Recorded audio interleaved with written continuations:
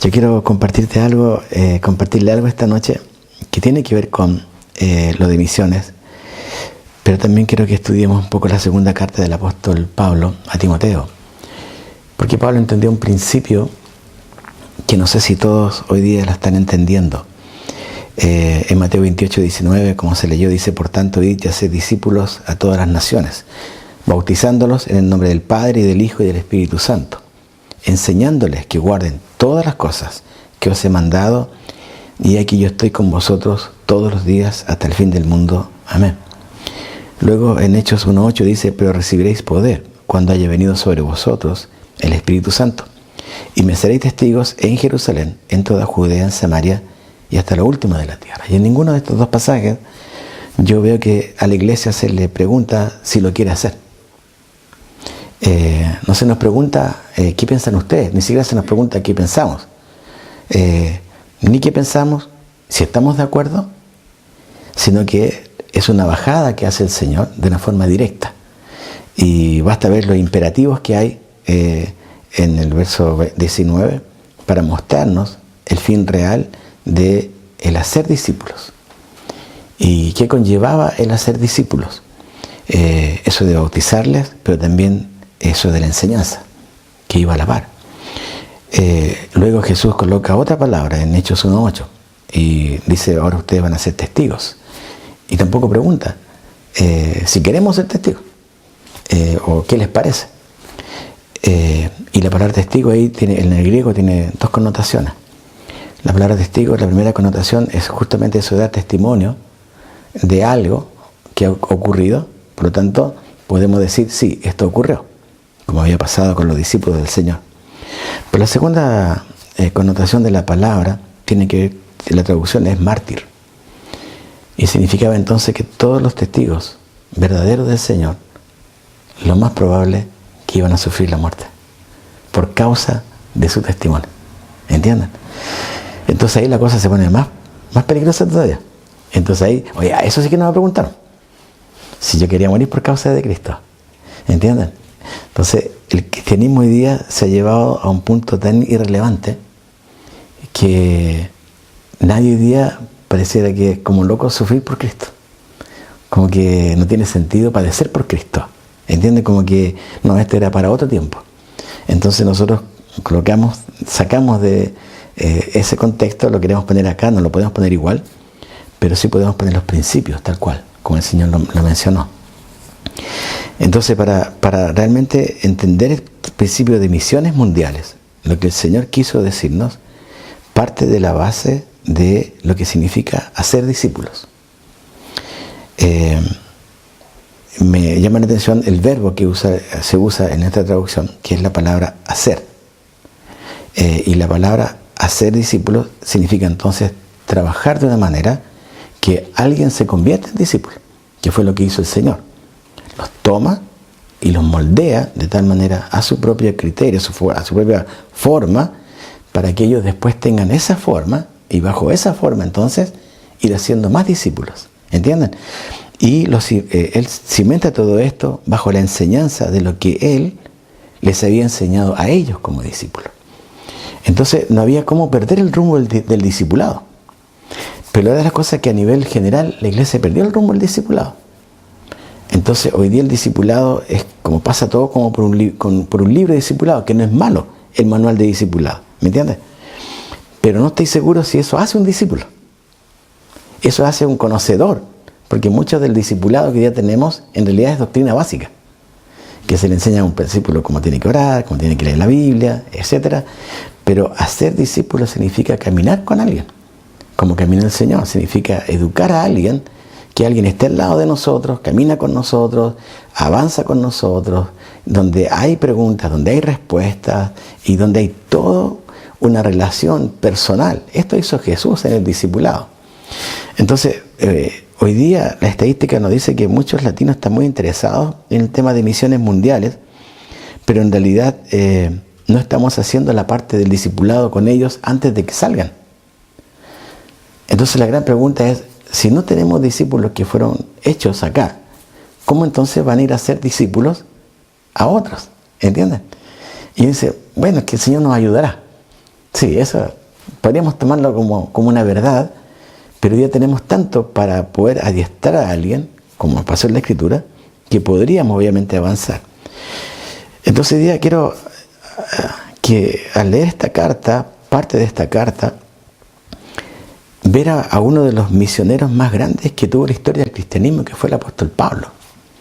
O sea, fue un misionero que para mí realmente todo lo que Dios le permitió hacer al apóstol Pablo fue tan grande que nadie en la historia hasta ahora ha podido quizás igualarse a él. Ahora, no igualarse porque quiere ser igual a Pablo, sino entender los principios que Pablo entendió y que traspasó a cada iglesia a la cual él escribía, que ustedes saben que hasta el año 300 después de Cristo, prácticamente todo el imperio romano sabía lo de Jesús. No que todos eran salvos, pero casi todo el imperio romano al año 300 después de Cristo conocía quién era Jesús. Entonces, esto para mí es como importante entenderlo. Pablo nace entre el año 5 y el 10 después de Cristo, más o menos. Esta última carta la escribe en el año 68 después de Cristo. La escribe a Timoteo. Pablo tendría en ese entonces unos 60 años de edad y él había estado sirviendo al Señor por un par de décadas. Entonces Pablo murió relativamente joven. No fue un hombre viejo, de años, que murió. Fue un hombre que todo el tiempo que pudo vivir después de que conoció al Señor, lo gastó pensando en este principio. La iglesia tiene que ser hacedores de discípulos para alcanzar al resto de las naciones. Pablo escribe esta carta desde la cárcel, no la escribe desde un contexto libre. Pablo está pronto a ser ejecutado.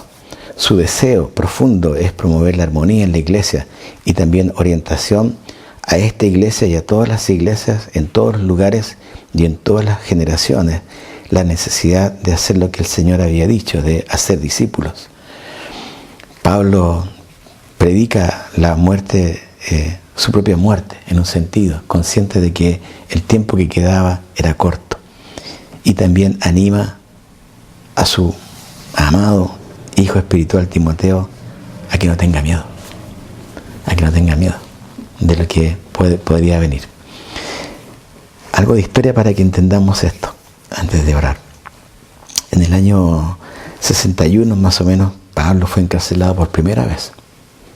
Y en el año 63 más o menos fue liberado. Pero algo ocurrió el año 64 en Roma. En Roma hubo un gran incendio en el mes de julio. Y aquí aparece una persona importante en la historia conocida como Nerón, ¿cierto? Que para algunos era un hombre que medio loco, trastornado. Entonces Nerón tenía una meta en su cabeza y era tener su propia ciudad. Entonces lo mejor era arrasar con la que había, barrer con lo que había y levantar una nueva, y en su cabeza él quería ponerle Neronópolis, ¿sí? En honor obviamente a él mismo. Entonces este hombre, la historia dice que provoca el incendio, pero lo que hace es echarle la culpa a los cristianos, y en esa culpa los cristianos tenían que pagar el precio por esto. ¿Y por qué lo hace? Primero que nada lo hace porque los cristianos de ese entonces rehusaban adorar a los dioses romanos. No estaban dispuestos los cristianos de ese entonces a adorar a las deidades romanas. Y en segundo lugar, había gente que pensaba que cuando los cristianos se juntaban para tomar la Santa Cena, los cristianos comían carne humana y tomaban sangre humana. Ese era el pensamiento que había en ese entonces, ¿sí? Entonces cuando Nerón pone esto, obviamente que los romanos dijeron, no, entonces hay que eliminar a todos los cristianos, porque esta gente es rara, esta gente no puede ser que no adoren lo que nosotros adoramos, y no es posible que esta gente esté comiendo carne humana y tomando sangre humana, porque obviamente estaba bajo el relato que Cristo había dicho a la iglesia en cuanto a su sangre y a su cuerpo, ¿cierto?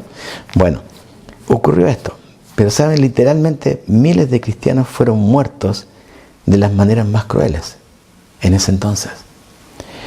Algunos fueron crucificados Otros eran cubiertos con pieles y eran echados en el circo romano a la voracidad de los perros rabiosos.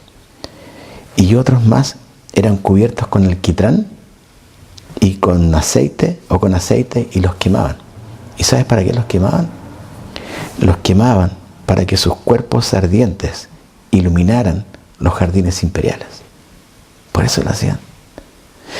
Entonces uno dice, algo ocurrió acá en la historia que no hemos perdido. Cuando la iglesia no tiene la historia, entonces la iglesia empieza a hacer una historia nueva, pero olvidando lo que ocurrió al principio. Entonces todo tiene una historia. Hoy día nosotros sabemos las historias denominacionales, pero más que la historia denominacional, nosotros deberíamos mirar la historia que ocurrió con nuestra gente desde el principio. ¿Entienden? Nerón se suicida más o menos en junio del año 68 y fue al mismo tiempo más o menos cuando el apóstol Pablo es ejecutado. Pablo, como le dije, escribe esta carta estando él ya en la cárcel, pronto a ser muerto. Misiones siempre ha estado manchada con la sangre de los fieles cristianos. Ha sido como el hilo rojo de la historia del cristianismo. Hombres y mujeres que han tenido que dejar su vida por causa de Cristo. Entonces cuando nosotros leemos esto, y Pablo lo dice en 2 Timoteo 4, 10 al 11, porque Demas me ha desamparado, amando este mundo, y se ha ido a Tesalónica, Crescente fue a Galacia y Tito a Dalmacia, solo Lucas está conmigo. Ese era el corazón de Pablo cuando escribe esta carta. En otras palabras, estoy solo. Esto fue lo que dijo. Solo en el sentido de que no había nadie acompañándolo, obviamente, en ese proceso.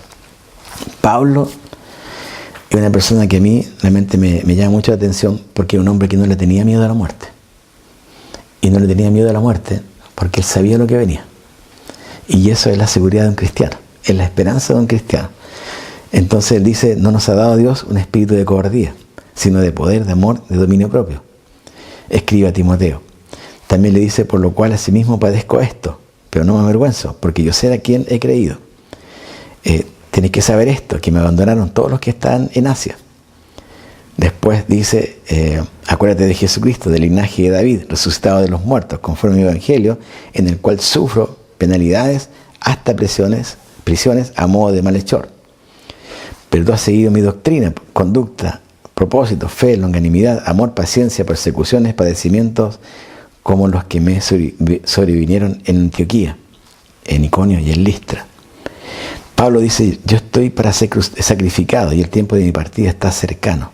He peleado la buena batalla, he acabado la carrera, he guardado la fe. En mi primera defensa, añade después, ninguno estuvo a mi lado, sino que todos me desampararon. Y la historia testifica que Pablo fue tomado de su celda y fue decapitado fuera de la puerta Ostiana.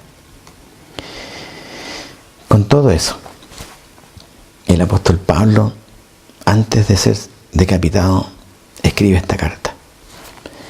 Y se lo quería decir porque uno puede leer la carta sin el trasfondo.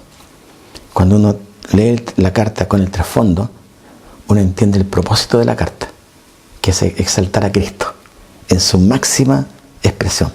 Pablo lo único que va a hacer en esta carta es exaltar a Cristo. Esta carta podría haber sido una carta referencial. Pablo podría haber dicho, ya, les voy a dejar escrito ahora todo lo que yo hice, para que ustedes sepan quién fue Pablo. ¿Entienden? Pero Pablo no hace eso. Pablo, en esta carta, anhela que su hijo espiritual, Timoteo, entienda que la parte de misiones mundiales no puede pasar si no tenemos gente discipulada. Por eso el mandato de Cristo, Pablo lo entendió perfectamente, ¿sí? Ahora, en 2 Timoteo capítulo 2, versículo 21, hay una pregunta. No hay una pregunta, yo me hice la pregunta. Pablo dice, así que si alguno se limpia de estas cosas, será instrumento para honra, santificado, útil al Señor y dispuesto para toda buena obra. Entonces la pregunta que me hice fue, ¿cómo llega un cristiano a ser un instrumento santificado, útil y dispuesto? ¿Cómo llegamos a ese nivel? que el apóstol Pablo está mencionando acá, que si alguno se limpia de estas cosas, y lo anterior eran cosas que eran negativas, será instrumento para honra, santificado, útil al Señor y dispuesto para toda buena obra, es lo que le escribe ahí en 2 Timoteo capítulo 2, versículo 21. Entonces yo quiero que ustedes mantengan esa pregunta en su mente mientras leemos la carta, porque es una pregunta que tiene que tener una respuesta, y la respuesta la va a dar Pablo en la misma carta. ¿Cómo llegar a ser un cristiano que sea un instrumento verdaderamente santificado, verdaderamente útil y verdaderamente dispuesto? ¿Sí? Oremos. Señor, quiero darte gracias por este tiempo que nos das como hijos tuyos, Señor. Gracias que podemos abrir tu palabra con libertad absoluta en este país, Señor. Gracias porque nadie va a golpear esta puerta o la va a echar abajo, Señor, porque estamos reunidos en tu nombre. Señor, esa libertad que en otros países no tienen algunos hermanos nuestros. Y oramos, Señor, para que tú bendigas a todo misionero que está en el campo. Oramos por cada iglesia donde tu palabra es predicada, Señor, para que tú la sostengas, Señor, con tu poder. Que tú animes, Señor, a tu pueblo a seguir predicando tu palabra y también haciendo discípulos, Señor, para que esta tarea de llegar hasta lo último de la tierra, Señor, tenga el sentido que tú tuviste en tu corazón, Señor. Gracias por compartir esta palabra y enséñanos, Señor, que tu Espíritu Santo, Señor, nos ilumine para poder, Señor, entender lo que tú quieres compartir y decirnos a cada uno de nosotros. En el nombre de Jesús, amén. Bueno, vayamos ahora a 2 Timoteo, ¿sí? Vamos a ir viendo algunas partes. Obviamente es una carta que no vamos a poder ver todo, es imposible. Pero sí quiero nombrar algunas cosas porque quiero hablarte de lo que es el corazón de un verdadero discipulador, ¿sí? El corazón de un verdadero discipulador. Jesús tuvo un corazón por sus discípulos, y esto lo podemos ver en los evangelios, en los 4 evangelios. El corazón que tuvo Jesús con sus discípulos fue mostrarles todo, no solamente su amor, abrir también su corazón, abrir también la Escritura y mostrarles quién era Él y qué es lo que Él anhelaba de ellos y de la iglesia que vendría más adelante, que somos nosotros. Entonces acá hay toda una seguidilla. Jesús, los discípulos, Pablo, las iglesias, nosotros. ¿Entienden? Bien. Entonces, en capítulo número 1, solamente quiero ir a mostrar que la autoridad de Pablo no vino por sí mismo. Pablo, apóstol de Jesucristo, por la voluntad de Dios. Y Pablo quiere establecer este principio desde el inicio de la carta. Está diciendo a Timoteo, su hijo, yo no soy apóstol porque a mí se me ocurrió ser apóstol. A mí no se me ocurrió ser apóstol. Yo ni sabía que iba a ser apóstol, Timoteo. Fue por voluntad de Dios. Y esa palabra apóstol también tiene un par de significados, y uno de ellos significa enviado. Así como fueron enviados desde la iglesia de Antioquía, él mismo con Bernabé, más tarde en el libro de Hechos, o anteriormente en el libro de Hechos. Pero Pablo aquí recuerda algo. Le habla de la promesa de vida que es en Cristo Jesús. Y esto le quiere dejar claro a su discípulo, que Timoteo tenía que confiar en esta promesa de la vida que había en Cristo Jesús, que se establecía en Cristo Jesús. Y luego en el versículo 2, Pablo le recuerda a Timoteo el afecto que él le tiene. Por eso que le habla como un amado hijo. Es como Jesús hablándole a sus 12 o a sus 11 discípulos, a los 12 en realidad, porque también llegó a amar a Judas. Y ese amor es demostrado aquí. ¿Y cómo es demostrado este amor? Con el saludo que él le manda. Pablo podría estar quejándose desde el primer versículo. Oh, Timoteo, estoy en la cárcel, aquí nadie me viene a ver, no como lo que quiero, paso frío. ¿Se dan cuenta que Pablo, estando en una condición pésima, quiere animar a alguien que está afuera? Y uno puede pensar, pero este es al revés. Uno esperaría que alguien venga a consolar a Pablo.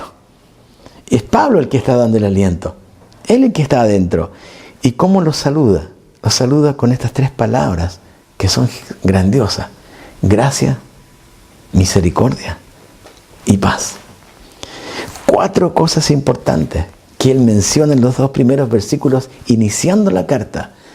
Recuerda Recuerda la promesa de la vida que es en Cristo Jesús.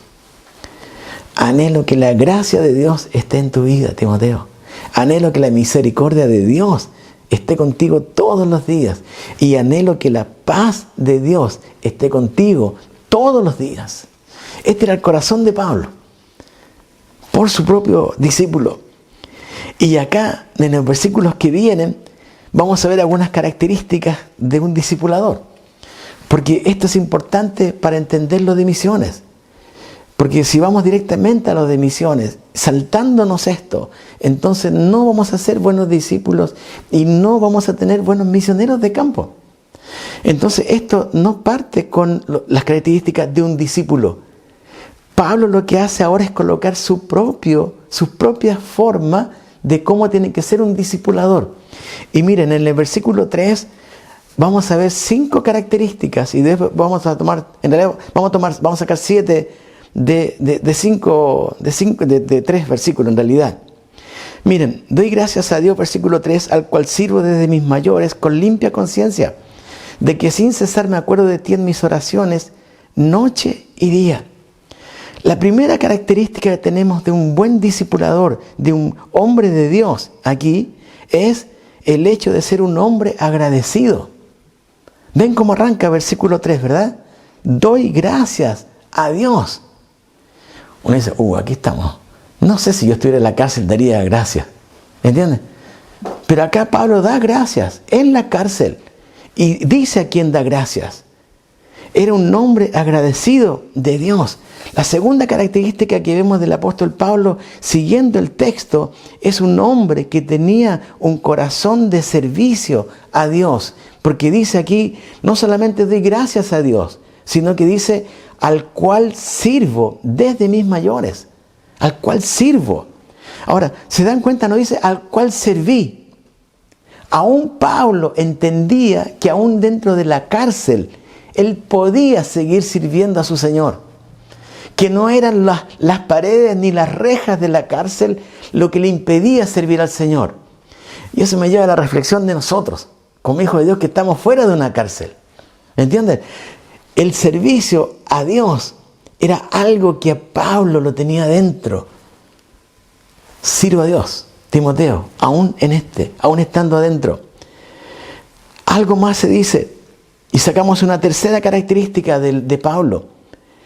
Pablo dice que no solamente era un agradecido de Dios, un hombre que tenía un corazón de servicio hacia Dios, sino que dice de qué manera lo hacía.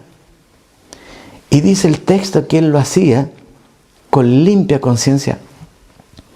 En otras palabras, Pablo luchaba por tener una vida íntegra delante de Dios. Luchaba con esto de entender la santificación. Entender que sí, una vez que fuimos salvos, somos santos delante del Señor. Pero que en nuestro peregrinar en esta tierra tenemos que luchar por vivir vivir en esta santificación. Y él habla acá, y por eso me encanta lo que dice. Yo soy un agradecido de Dios. Yo sirvo a mi Dios y lo hago con limpia conciencia, con un corazón íntegro. Lucho por ser íntegro. Y hermanos queridos, esta es una de las grandes faltas de la iglesia en el siglo XXI. Porque siempre la gente tiene una queja contra la iglesia. Y la queja es, ustedes dicen muchas cosas, pero hacen otras cosas. Ustedes dicen, pero no hacen. O ustedes dicen algunas cosas, pero no las están viviendo. Y ha sido el reproche de la gente no cristiana hacia la iglesia. Y en algunas ocasiones han tenido razón. Vergonzosamente para la iglesia han tenido razón.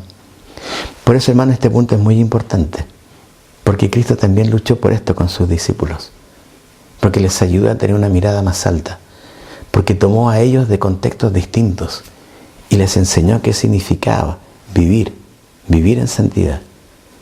Entonces nosotros tenemos que tener ese mismo anhelo. Sacamos una cuarta característica del mismo versículo. No solamente que tenemos que tener integridad, sino que Pablo dice acá de que sin cesar me acuerdo de ti. Y aquí muestra el gran amor que él tenía hacia su discípulo. Sin cesar me acuerdo de ti. Una persona que constantemente recuerda al otro. Este es un discipulador. ¿Me entiendes? No es aquel que hace un curso con alguien y después lo olvida. Es aquel que camina con esa persona y que lo forma y que intenta que esta persona tenga la imagen de Cristo en su vida. Ahora, ¿cómo demuestra ese amor? Ahí está, versículo 3 al final. Pablo agradecido de Dios, Pablo un hombre que servía a Dios, Pablo un hombre luchando con la integridad, Pablo un hombre que amaba a su discípulo, pero también Pablo un hombre que constantemente oraba por su discípulo. No era solamente nos juntamos para estudiar, ¿entiendes? Estoy orando por ti. Y mire cómo lo hace. En mis oraciones, noche y día. Entonces, este es el ejemplo de Cristo. Pablo había entendido perfectamente el modelo de Cristo como discipulador. Por eso creo que él lo levanta más tarde por lo mismo, para que Timoteo ahora siguiera haciendo exactamente lo mismo. Miren lo que dice el versículo 4. Pablo tenía un sincero deseo de ver a su discípulo en la sexta característica. Y él realmente entendía la comunión. No la comunión que hoy día nosotros entendemos. La comunión de hoy día en las iglesias es nos juntamos para comer algo. Esa es la comunión que muchas iglesias entienden. Y resulta que no es solamente para comer. ¿Entienden? Para eso mejor nos metemos a un club de algo. El club de pesca hace eso. Ahí se juntan todos los que les gusta la pesca. Entonces cuando nosotros hablamos de comunión, la comunión tiene esa palabra, ustedes la conocen, es una palabra que está compuesta. Es una palabra que significa una unión en común. Algo nos une. Y no es la comida. Lo que nos une es Cristo. Por lo tanto, entonces lo que debería resaltarse en la comunión verdadera entre creyentes no es qué vamos a comer, sino qué vamos a hablar acerca de Cristo cuando nos juntemos. ¿Qué es lo que de Cristo vamos a obtener de su vida para que nuestra vida espiritual sea mejor? ¿Qué es lo que realmente vamos a conversar de tal manera que nos edifiquemos? Este era el anhelo de Pablo, deseando verte. ¿Por qué? Porque miren el versículo 5, que es la séptima característica. Él reconoce algo de su discípulo y dice, trayendo a la memoria la fe no fingida que hay en ti, la cual habitó primero en tu abuela Loida y en tu madre Eunice, y estoy seguro que en ti también. ¿Qué está diciendo Pablo? Pablo reconoce que Timoteo tenía una fe genuina. Por eso dice, la fe no fingida que hay en ti. Pablo reconocía eso en Timoteo. Entonces un verdadero discipulador va a luchar para que su discípulo, el discípulo que se está formando, sea un hombre o una mujer que realmente sea un creyente. Porque un no creyente no puede ser claramente discipulado según estos conceptos. Entonces Pablo tiene que reconoce en él y me alegra que lo haya hecho, porque Timoteo, uno puede pensar que Timoteo era como medio, algunos lo ven como medio débil, como que no quería mucho, no muy arriesgado, pero me encanta que Pablo no reconoce eso. Primero, lo que reconoce es su fe. Y eso, hermanos, es importante que nosotros reconozcamos en la gente. Pablo lo va después a decir más adelante. No tenemos que fijarnos en la capacidad de la gente, sino que en su fidelidad. Y aquí Pablo reconoce en él su fe. Bajo este principio de un buen discipulador, un hombre que entiende lo que Cristo había dicho de vayan y hagan discípulos, Pablo ahora, habiendo dicho esto de lo que significa ser un discipulador, ahora va a hablar al corazón de Timoteo. Y en este tiempo, Pablo le va a hablar de una forma muy directa, porque para Pablo, Timoteo era su hijo. ¿Entiendes? Su hijo amado, espiritualmente hablando. Entonces no va con rodeos. No va como, bueno, le diré esto a mi hijo. No, capaz que se sienta un poco mal. No. Pablo, como lo conocemos, era muy directo. No se iba por las ramas, como diríamos en chileno, sino iba directamente a como dice el argentino, a los bifes. Iba directamente ahí al grano.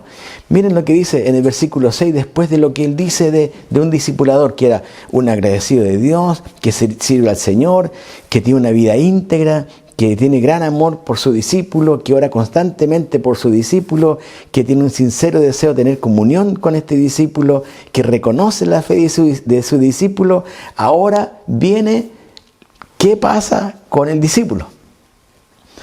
Y acá Pablo va a dar unos sabios para mí y contundentes consejos, al punto que le muestra realmente cuál es su anhelo, el anhelo que Pablo tenía con él. Y miren, dice acá versículo 6, por lo cual significa como consecuencia de lo anterior, como consecuencia de todo lo que te he dicho antes, Timoteo, de que tienes un modelo, el modelo es Cristo. Si tú me miras a mí, yo he seguido simplemente a Cristo. Este es el punto de Pablo. Entonces, si Cristo fue una persona que sirvió al Padre, que vivió una vida en santidad durante su tiempo aquí en la tierra, que tuvo amor por sus discípulos, que oró por sus discípulos, que tuvo comunión con sus discípulos y que reconoció la fe de sus discípulos, por lo cual te aconsejo. ¿Entienden? La consecuencia de todo esto, del ejemplo que tenemos en Cristo, es esto. Te aconsejo que avives el fuego del don de Dios que está en ti por la imposición de mis manos. Lo primero que le dice a Timoteo es, aviva lo que Dios te ha dado, Timoteo.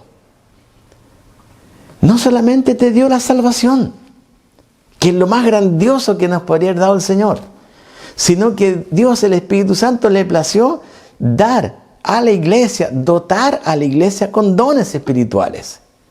Y esos dones son para ser usados para que Cristo sea glorificado, para que Cristo sea honrado, para que Cristo sea exaltado. Entonces acá le dice, aviva. Ahora, yo no sé si alguien te dice, Juan Elías, tienes que avivarte en esto. O sea, avivarte en el buen sentido, no en el mal sentido chileno, ¿cierto? Tienes que avivar algo. ¿Por qué lo decimos? ¿Porque lo está haciendo o porque no está haciendo algo? Porque no está haciendo algo. Y esta figura de avivar, antiguamente en Chile, para que cuando había fuego, para que prendiera más rápido, se usaba una cosa que era como un fuelle. Yo sé que ustedes como jóvenes no conocen eso, piensan que es una aplicación, pero no es una aplicación. Era una cosa como una especie de acordeón que uno le hacía así y salía un chorro de aire por la punta. Y eso hacía que así nomás y se prendía muy rápidamente el fuego que uno quería prender. Avivaba el fuego.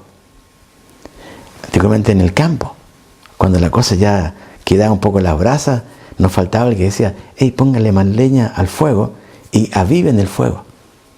Era que el fuego se mantuviera. Ahora nosotros tenemos que tomar esto como lo tomó Pablo a Timoteo. Pablo le dice a Timoteo, aviva el fuego del don de Dios que está en ti. No que no está, que está en ti. Y le dice esto en primer lugar. Mire versículo 7. Le va a dar otro consejo más. Porque no nos ha dado Dios espíritu de cobardía, sino de poder, de amor y de dominio propio. El segundo consejo que le da es, Timoteo, no seas cobarde. Timoteo, no seas cobarde. Ahora se lo está diciendo Pablo, a uno que está fuera de la cárcel. Pablo estaba adentro. Todo lo que había pasado ¿se acuerdan cuando hablamos de lo que pasó con Roma, todo lo demás? Eso obviamente trajo en algunos corazones de los creyentes temor. Temor a ser muertos, temor a ser sacrificados, temor a ser muertos de tortura, de cosas que eran fuertes. Entonces probablemente había cierto temor de algunos creyentes. Entonces Pablo, como tenía bien clara la película, él dice esto, no nos ha dado. No le dice no te ha dado, sino no nos ha dado, ¿entienden? Y lo usa en plural el verbo. En esta traducción, no nos ha dado Dios espíritu de cobardía, sino de poder, de amor y dominio propio. Segundo consejo a su discípulo fue, después de que avive el don que Dios le dio, es: no seas cobarde. No seas cobarde. Tercer consejo, versículo 8. Por tanto, es decir, no le des lugar a la cobardía. Por tanto, no te avergüences de dar testimonio de nuestro Señor, ni de mí, preso suyo, sino participa de las aflicciones por el Evangelio según el poder de Dios. Tercer consejo, sale solo, ¿cierto? Tercer consejo es: querido Timoteo, no le des espacio a la vergüenza en tu vida. Que no te dé vergüenza ser creyente. Y hoy día no todos quieren decir que son creyentes, ¿cierto? No, yo noto que tú eres como medio raro. ¿Eres creyente? ¿Eres cristiano? No, casi nunca. No, pero yo te he visto que tú... No, pero voy de repente nomás. Y sabes, muchos cristianos a veces sienten vergüenza de ser cristianos. Y es porque no han entendido. No han entendido la vergüenza que pasó Cristo en la cruz por nosotros. Porque si nosotros entendemos la vergüenza que pasó Cristo, nuestra vergüenza sería nada en relación a esa vergüenza que sufrió Cristo por nosotros. Entonces Pablo le dice: no te avergüences de dar testimonio de nuestro Señor ni de mí. Ahora uno dice: ¿por qué? La respuesta está en el versículo 9. ¿Por qué un cristiano no se debe avergonzar? La respuesta está en el versículo 9. Mira: quien nos salvó y llamó con llamamiento santo, no conforme a nuestras obras, sino según su propósito y la gracia que nos fue dada en Cristo Jesús. ¿Desde cuándo? ¿Desde que creyeron? ¿Desde que aceptaron al Señor? ¿Desde que se arrepintieron? No, desde antes de los tiempos de los siglos. Pablo en una forma, Dios el Espíritu Santo guía a Pablo para que escriba esto de una forma tan espectacular, nombrando el por qué no deberíamos jamás avergonzarnos del Evangelio, jamás avergonzarnos de dar testimonio de Cristo, porque hay alguien que nos salvó, hay alguien que nos llamó, hay alguien que nos tenía un propósito para nosotros y que nos muestra que esta gracia nos fue dada en aquel que murió prácticamente 2000 años atrás, pero que esto no fue hace 2000 años atrás. Que este llamamiento y que esta salvación fue pensada por Dios antes de los tiempos de los siglos. Antes de los tiempos de los siglos, le está diciendo Pablo a Timoteo: Timoteo, antes de los tiempos de los siglos, tu nombre estaba escrito. Antes de los tiempos de los siglos, sus nombres y mi nombre estaba escrito. Entonces uno dice: ¿y yo teniendo vergüenza? Debería avergonzarme de mí mismo. ¿Entienden? Este es el punto. Debería darme vergüenza a mí mismo, de avergonzarme, no entendiendo desde cuándo es que Dios planeó nuestra salvación. Pero que ahora ha sido manifestada por la aparición. ¿Ven? Pero que ahora ha sido manifestada. Ahora esa salvación, que fue antes de los tiempos de los siglos, ha sido manifestada ahora por la aparición de nuestro Salvador Jesucristo, el cual quitó la muerte y sacó a luz la vida y la inmortalidad por el Evangelio, del cual yo fui constituido predicador, apóstol y maestro de los gentiles.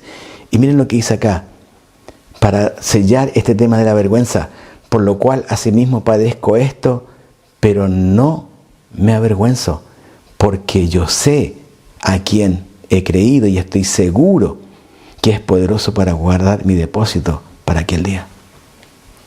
Pablo dice esto: no te avergüences de dar testimonio, porque si te avergüenzas de dar testimonio es que no entendiste la salvación, Timoteo. Yo sé en quién creí, dice el apóstol Pablo. Por eso no me avergüenzo. Por eso es que no tengo vergüenza. Al contrario. Cuarto consejo que le da. Creo que Timoteo estaba con un casco bastante grande cuando empezó a leer esta carta. Miren el cuarto consejo. Versículo 13. retén la forma de las sanas palabras que de mí oíste, en la fe y amor que es en Cristo Jesús. Retén la forma de las sanas palabras. Otras traducciones dicen, sigue el modelo de la sana enseñanza. Sigue el ejemplo de la sana doctrina. Sigue la enseñanza.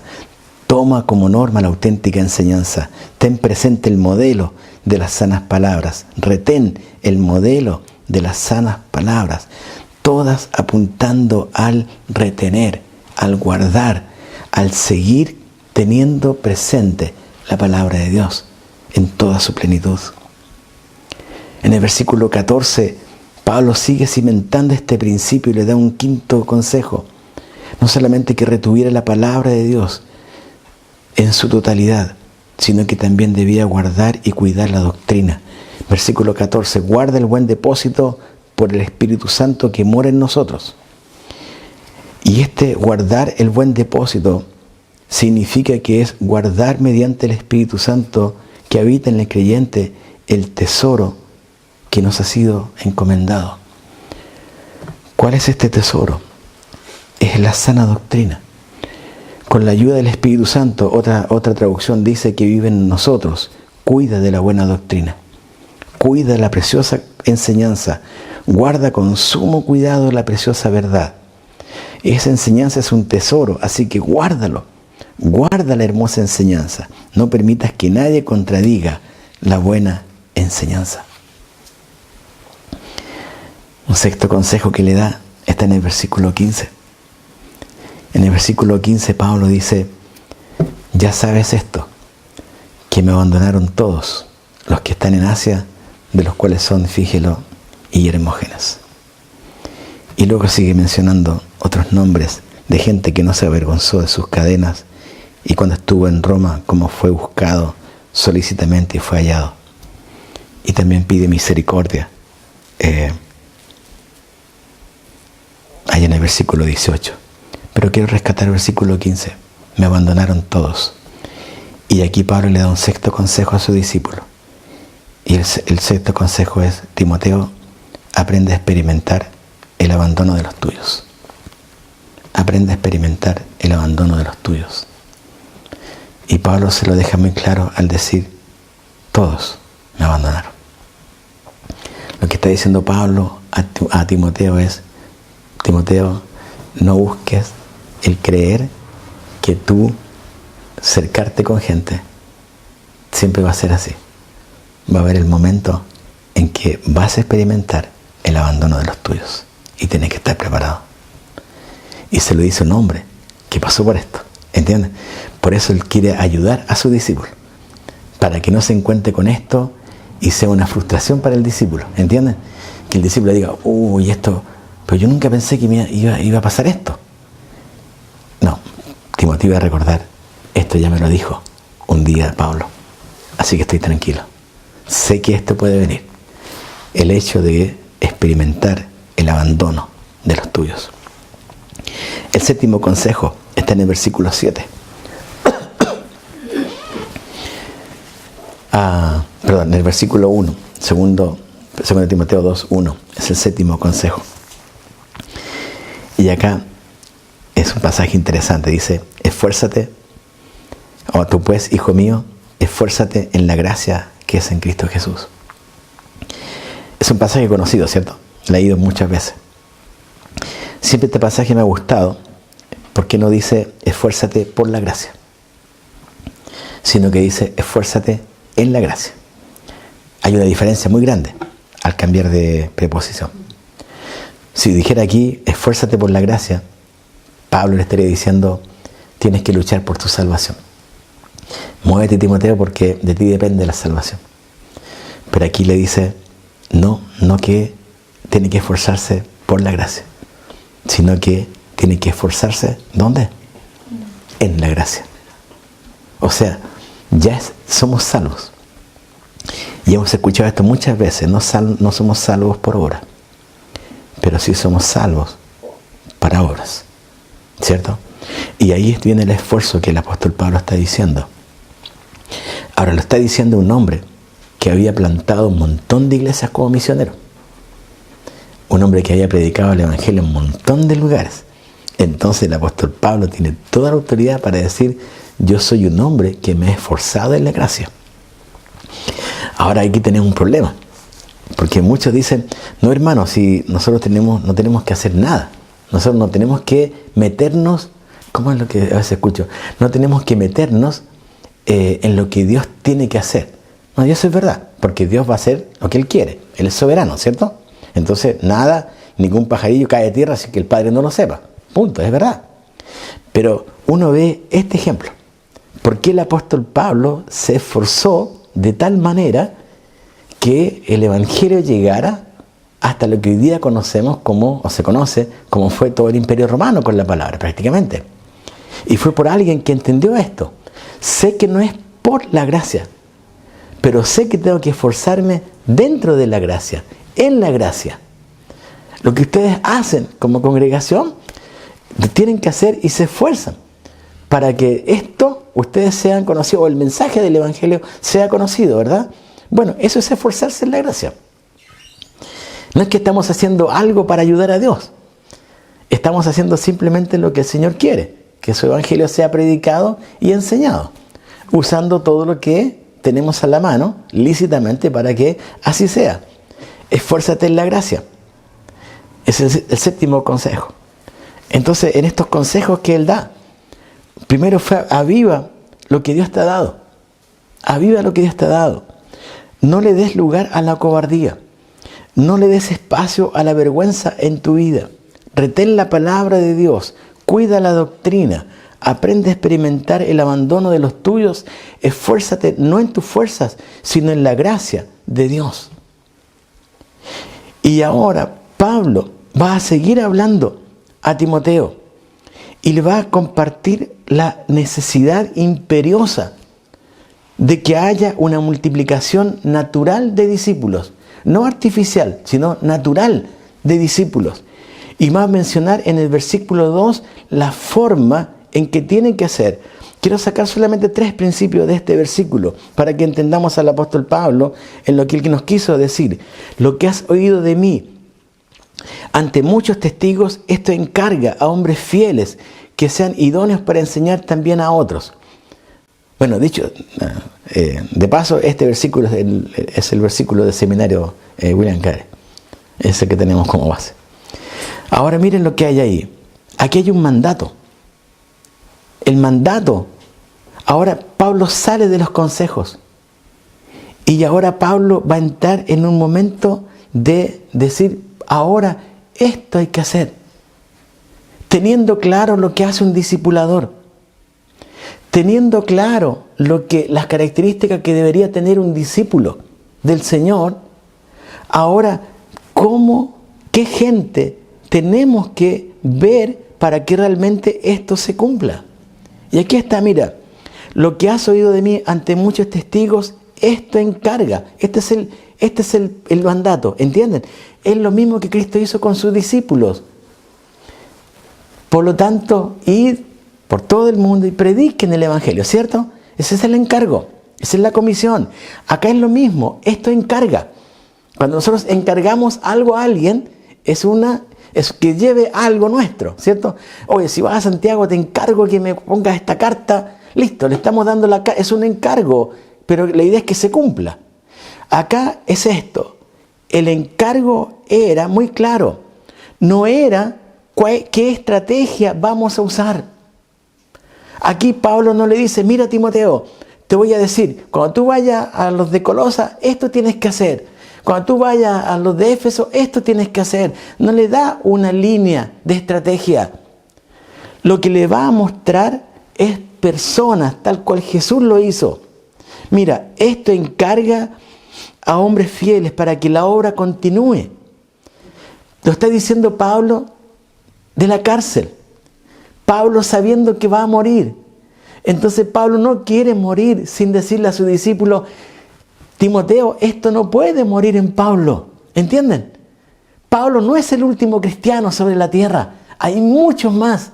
Y la obra tiene que continuar, Timoteo. Por eso te escribo. ¿Captan la idea del apóstol Pablo? Esto es misiones. Esto es querer que el mandato llegue y se encarga a otro, y se encarga a otro, y se encarga a otro, hasta que podamos llegar hasta lo último de la tierra. Hay un mandato. Te encargo esto, para que la obra continúe. Pero mira sobre los hombres de quién coloca Pablo y también Jesús la carga. Sobre hombres fieles. La iglesia en general cambió este principio y nosotros buscamos ahora más capacidad que fidelidad. Buscamos la gente que sabe hacer la cosa. No importa si son fieles o no. Y esto no es bueno, porque tarde o temprano esta obra va a morir, va a ir al vacío, porque no tiene lo que Pablo está diciendo, que Dios está diciendo a través de Pablo. Busca hombres fieles y luego añade que sean idóneos. No dice hombres idóneos y que sean fieles. No. El concepto es muy claro.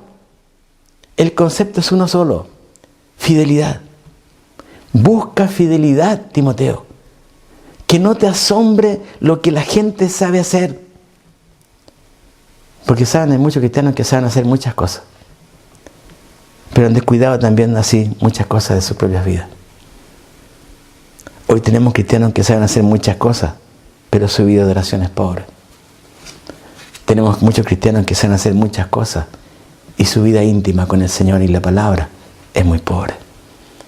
Tenemos cristianos que saben hacer muchas cosas y su carácter en Cristo realmente es muy pobre. Por eso Pablo le quiere dejar muy claro a Timoteo cuáles son los principios que tiene que tener él. Busca fidelidad, busca fidelidad. Esa fidelidad va a ser acompañada entonces de idoneidad, la capacidad para, y luego viene para enseñar también a otros. ¿Por qué? Porque si tú y yo, hermano, no somos fieles, entonces no tenemos la autoridad para enseñar. Es muy simple el concepto de Pablo. Si no somos hombres que buscamos y mujeres la fidelidad, intentar ser fieles a Dios, entonces, ¿cómo vamos a enseñar también a otros? ¿Entienden? ¿Cómo? Hermano, que usted tiene que ser fiel al Señor. A ver, ¿dónde hay un espejo aquí? Por eso Pablo no se equivoca en hacer este encargo de una manera tal que la iglesia avance. Entonces, no es que la iglesia avance por los números. Y yo estoy muy de acuerdo con el pastor Vladimir en este sentido. La iglesia debe avanzar por la fidelidad. Esa fidelidad va a llevar a la idoneidad. Esa idoneidad va a llevar a la enseñanza. Y esa enseñanza va a llevar a la multiplicación. ¿Cómo sabemos que esto es intencional? Y no decir, bueno, es que esto es tarea de Dios y nosotros solamente vamos a orar. Pablo quiere dejar claro, él va a colocar varios ejemplos. Yo solamente voy a mencionar 3, pero Pablo coloca otros más en esta misma carta, para mostrar que todo esto tiene que ser intencional, que no nace de la noche a la mañana, que es un proceso, ¿sí? Y en el versículo 3 y 4, allá coloca un ejemplo muy claro. Tú pues sufre penalidades como buen soldado de Jesucristo. Ninguno que milita se enrede en los negocios de la vida a fin de agradar a aquel que lo tomó por soldado, ¿cierto? Ahora, si ustedes me ven aquí y yo tengo un fusil, la pregunta es, ¿eso me hace soldado? ¿Por tener un fusil en la mano? No, me hace simplemente un hombre con un fusil en la mano, nada más. O si porto un casco, un hombre con un casco, pero eso no me hace soldado, ¿me entienden? Bueno, para ser soldado hay que entrar en la carrera, hay que entrar en esa carrera, ¿cierto? Y empezar a gustar todo lo que significa es ser soldado. Esto es verdaderamente el proceso de un soldado. Bueno, exactamente lo mismo con un discípulo. Un discípulo no nace de la noche a la mañana. No es que tú le pases una Biblia y dices, ya Juan, ahora tomaste la Biblia, eres un discípulo. No, esto sería, no le diría ni ojalá sería así, pero no funciona así. Tiene que ser intencional. Ahora, para que Timoteo lo entendiera, le coloca otro ejemplo, ahí mismo. Por si acaso lo entendió el primer ejemplo, le coloca a Pablo otro ejemplo ahí de inmediato. Y le coloca el ejemplo de un atleta. Y también el que lucha como atleta no es coronado, sino lucha legítimamente. Ustedes han escuchado de estas, ¿cierto? Estas maratones de 42K, el trial, etcétera, 67. Ahora, supongo que yo me compro las mejores zapatillas para participar, una buena camiseta de marca, buen pantalón, medias, todo.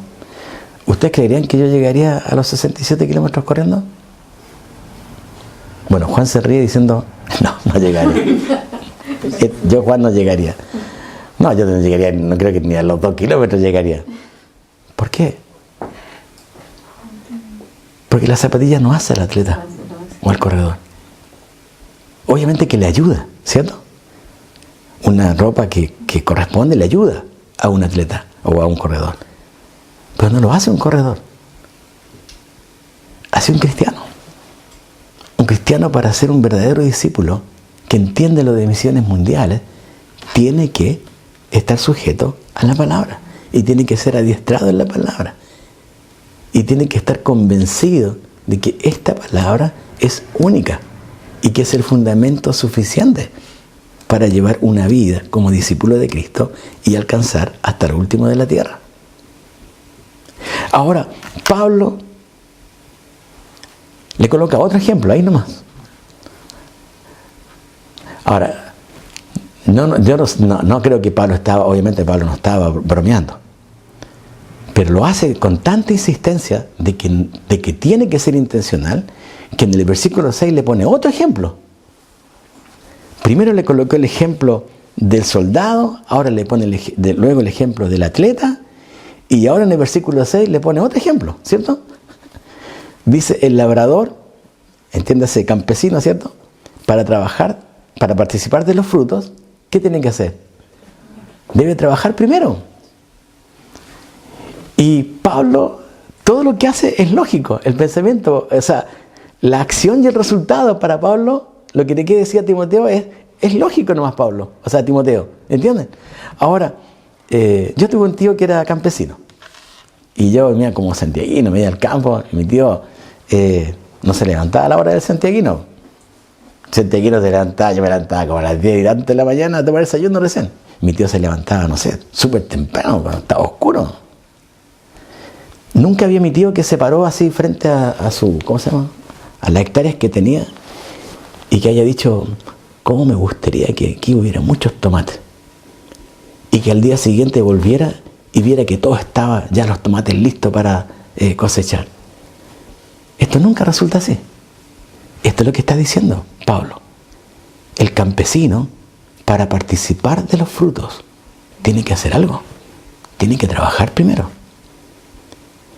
Y el campesino tiene que meterse en el agua, tiene que meter las manos, o la pala ya. Si ustedes me pasan una pala, esto no me hace campesino.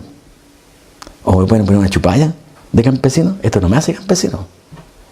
Es simplemente un hombre con una chupalla y una pala. Pero no me hace campesino. Un discípulo no se hace pasando en una Biblia y diciendo ahora es un discípulo. Por eso es que Cristo no usó un poco de tiempo. Tomó 3 años para adiestrar a 12 hombres, entendiendo que Judas ya estaba marcado.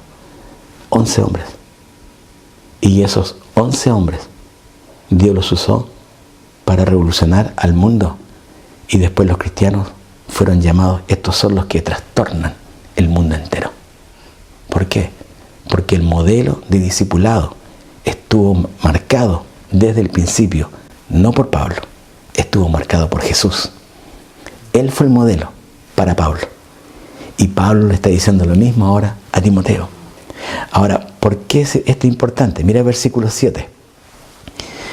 Pablo le quiere dejar claro que la multiplicación de discípulos es importante si queremos alcanzar hasta lo último de la tierra.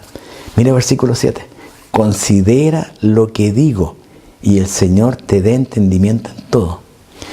Cuando alguien te dice, considera lo que digo, te está diciendo, lo que estoy diciendo es en serio, no estoy bromeando, no estoy gastando palabras, Timoteo. Te estoy diciendo que esto es en serio. Por eso, considera lo que digo. ¿Entiendes lo que quiere decir el apóstol Pablo? A mí, yo sé que a algunos nunca le hubiese gustado tener como discipulador al apóstol Pablo. Creo que algunos se habrían ido. Porque quizás la marca hubiese sido muy, ¿cómo se llama? Para algunos muy pesada, ¿cierto? Pero otros habrían estado muy contentos. Este discipulador me hubiese sacado todo el jugo. Considera lo que digo. Timoteo, pon atención a lo que digo. Y el Señor, y esto me encanta, lo que yo te digo es serio, pero ¿quién te va a dar entendimiento? No soy yo. Timoteo, el que te va a dar entendimiento es el Señor. Por eso que Él levanta siempre a Cristo y siempre no deja que Timoteo se fije únicamente en Pablo. Y lo refuerza con la piedad de este fiel discipulador. La piedad de un fiel discipulador. ¿Cuál es la piedad de un fiel discipulador? Es siempre llevar al discípulo a Cristo, nunca a sí mismo. Esto hace un fiel discipulador, un discipulador piadoso. Mira cómo comienza el versículo 8. Acuérdate de Jesucristo, del linaje de David, resucitado de los muertos conforme a mi evangelio. En esta versión Pablo dice, acuérdate de Jesucristo. Él no dice, Timoteo, cuando yo me muera, acuérdate de mí. ¿Entiendes? Es acuérdate de Jesucristo. Y una vez más, él le dice a Timoteo, alza tus ojos, mira correctamente. Y este piadoso discipulador lo que no quiere es robarle la gloria a Cristo.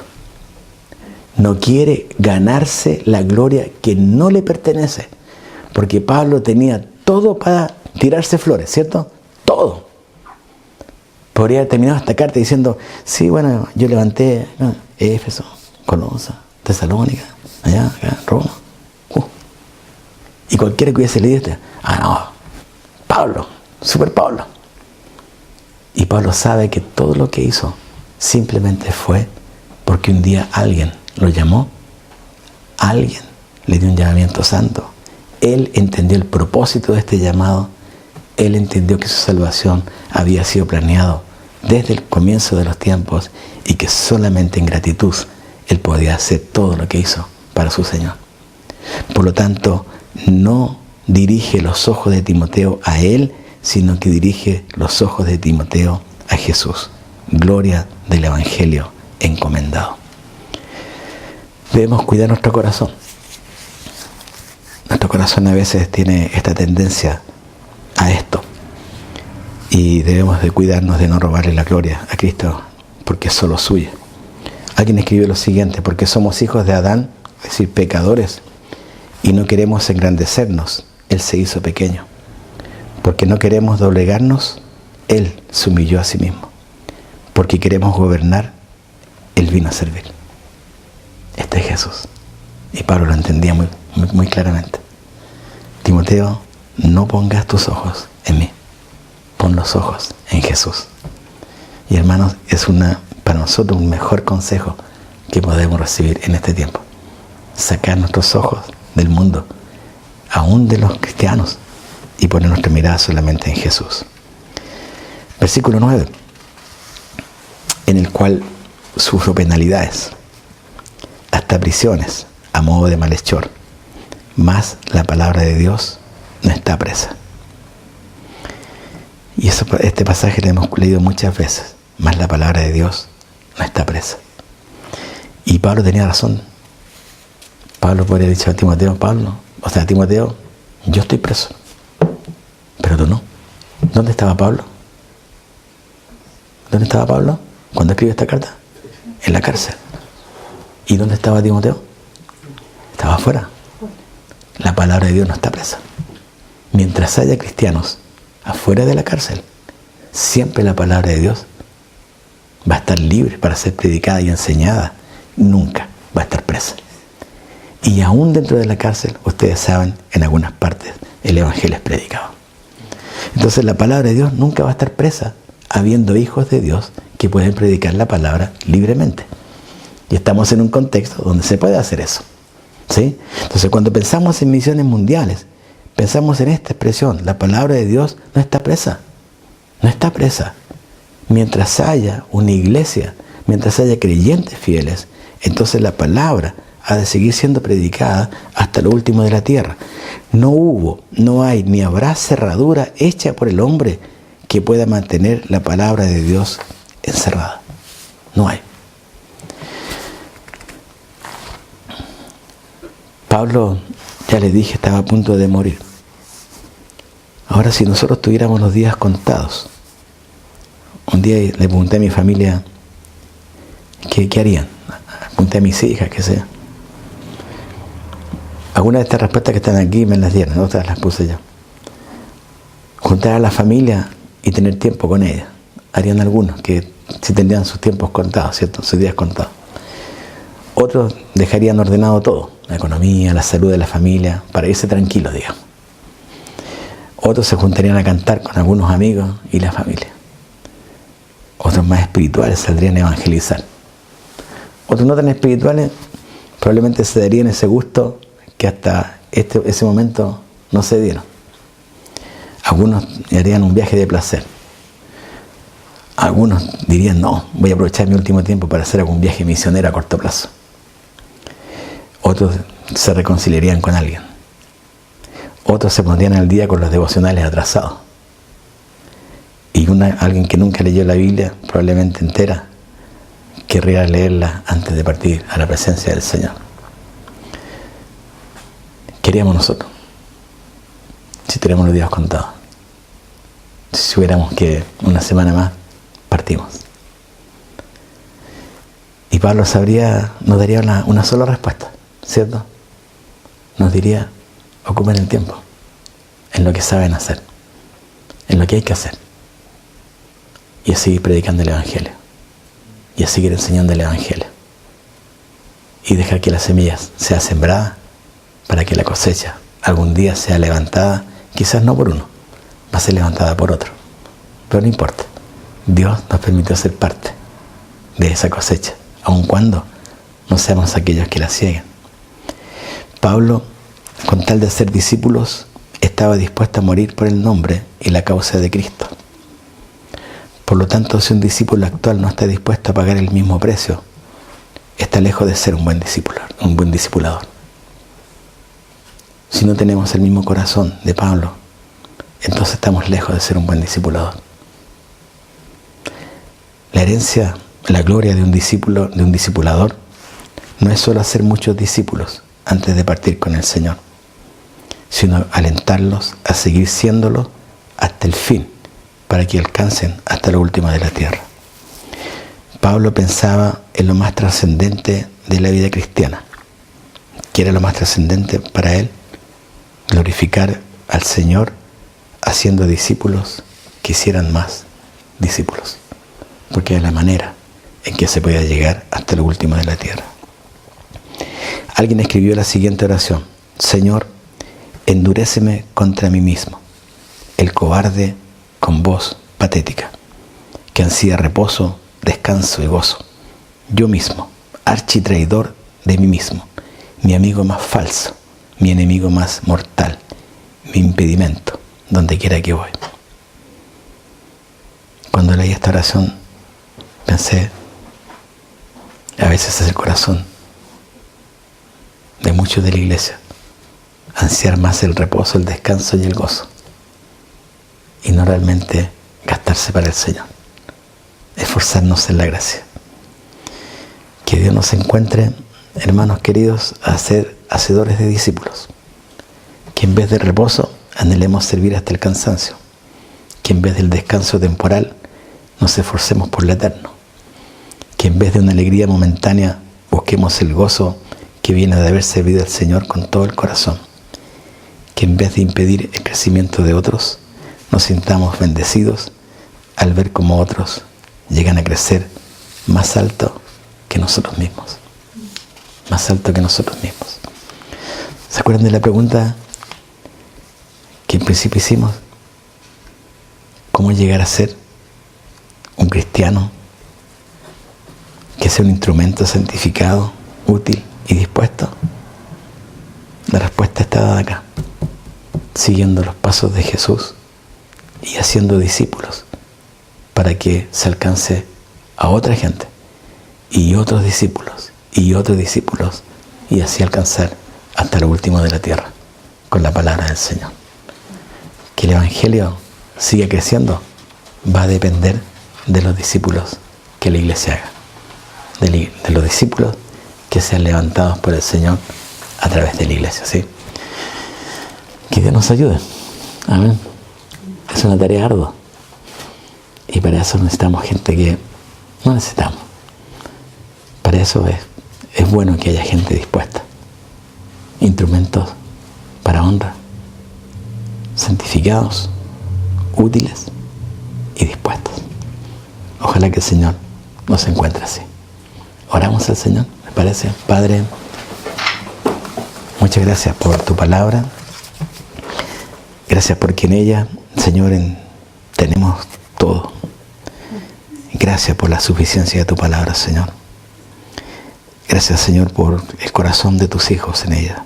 Por un Pablo, Señor, que ha sido el ejemplo para muchos misioneros, Señor. Pero también, Señor, un hombre que nos marca el camino, que nos dice que Él te imitó a ti. Y, Señor, eso es bueno, porque así, Señor, entonces tú nos permites mirarte a ti, Señor. El ejemplo sublime del mejor discipulador que hubo en esta tierra y que, Señor, tiene este nombre, Jesús.